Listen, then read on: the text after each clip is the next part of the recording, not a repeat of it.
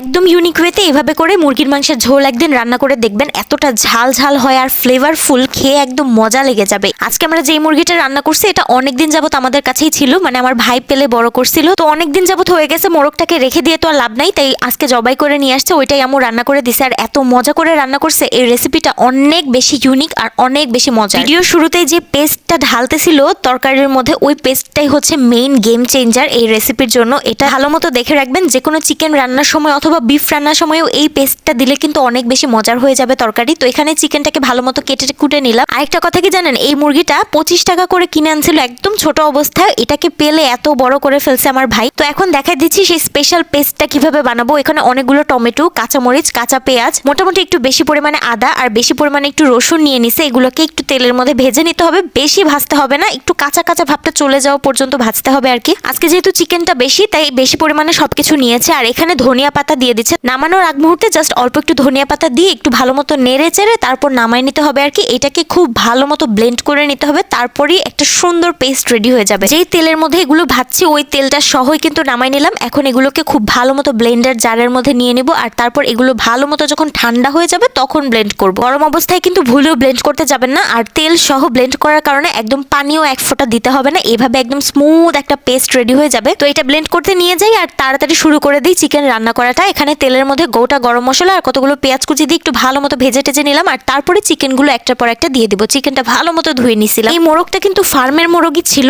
এগুলো একদম ছোট ছোট বাচ্চা থাকতে কিনে আনছিলাম, আর এটা এতদিনে বড় করে ফেলছে আমার ভাই। এটাকে একদম ফ্রেশ ওয়েতে লালন পালন করা হয়েছে, যার জন্য এর টেস্টটা অনেক বেশি মজা হয়ে যায়। নর্মাল দেশি মোরগটা আমরা যেভাবে পালন করি ওইভাবে এটা লালন পালন করা হয়েছে, যার জন্য টেস্ট প্রায় সেম সেম লাগে। এটা যারা মুরগি পালে তারা আসলে রিলেট করতে পারবে। তো এখানে আম্মু সব ঘরোয়া মশলা দিয়ে দিল, নর্মালি আমরা মুরগির মধ্যে যে সব মশলা দিই আর কি, সব দিয়ে খুব ভালো মতো কষাই নিচ্ছে। আর এবার দিয়ে দিচ্ছে সেই স্পেশাল পেস্টটা, যেটা একদম ভিডিও শুরুতে আপনাদেরকে তৈরি করে দেখাইছিলাম। এটা খুব ভালো মতো ব্লেন্ড করে একদম সবকিছু মিক্স করে ফেলছে। এবার এটাকে চিকেনের মধ্যে দিয়ে দিল, খুব ভালো মতো এবার মিক্স করে নিতে হবে। এটার কারণে এত গ্রেভি গ্রেভি হয় এই চিকেনটা, আর খেতে এত বেশি মজা লাগে। এগুলো যখন একসাথে ব্লেন্ড করবেন তখনই খুব সুন্দর একটা ফ্লেভার আসতে থাকে, তখনই আপনি বুঝতে পারবেন যে জিনিসটা আসলে কতটা মজার আর তরকারি রান্না করলে কতটা মজা হতে পারে। এর মধ্যে অল্প একটু পানি দিয়ে খুব ভালো মতো চিকেনটাকে মিক্স করে তারপর ঢেকে রেখে দিছিল। আর এবার আস্তে আস্তে করে রান্না হচ্ছিল। আম্মু আরেকবার একটু ঢাকনাটা খুলে ভালো মতো একটু নেড়ে চেড়ে দিল, দেখতে একদম গ্রেভি গ্রেভি লাগতেছিল। আমরা তো নর্মালি আলু দিয়ে মুরগির মাংসের ঝোলটা পছন্দ করি, এটা ওই আলু দিয়ে মুরগির মাংসের ঝোলের চাইতে অনেক বেশি মজা হয়। এবার দেখেন একদম ফাইনাল আমাদের মুরগির মাংসটা রেডি হয়ে গেছে। খুব সুন্দর করে জাল করে নিছে মুরগির মাংসটাকে। এটাকে আর বেশি শুকনা শুকনা করবো না, এটা এভাবে ঝোল ঝোল খাইতে অনেক বেশি ভালো লাগে। গরম গরম ভাতের সাথে কি যে ভালো লাগছে,